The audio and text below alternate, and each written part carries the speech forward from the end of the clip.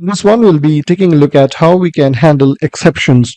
So here we have our get weather API, which is making a call to the open weather API and retrieving the results based on the city that we have passed as a parameter.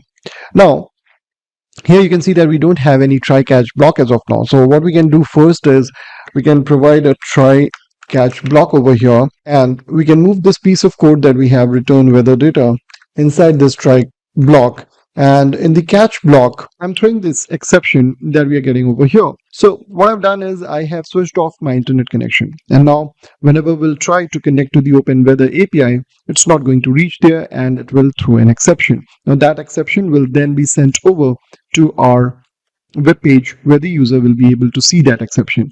Now if I run this one here, let's go ahead and do a quick test run. So I'll click on try it out. I'll enter the city over here and the version, and then I'll click on execute.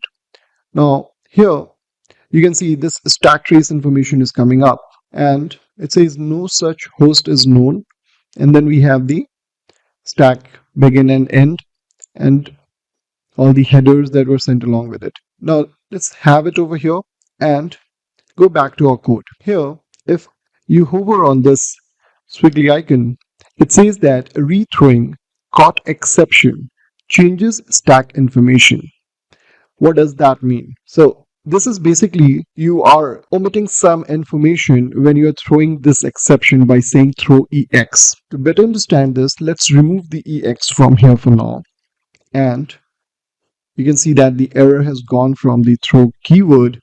And now if I rerun this, so here we have the older error coming up, and now click on try it out and now click on execute. This time around you'll notice that we are getting additional information as well. Like over here you don't see any green statements, the older one, but if you see the newer one here, you are getting this additional stack information, and this stack information was omitted when we rethrowed the error, and that is what the IDE was also pointing to when we tried throwing this exception. So the moment you bring EX, it just says that rethrowing caught exception changes the stack information. So basically it's going to omit some information that might be useful in resolving the issue, and if you throw the exception in this way, you are basically omitting that thing, and debugging such scenarios where the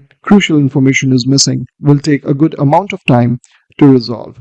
So this is just a small piece of advice that whenever you are handling exceptions, make sure that you do it the right way.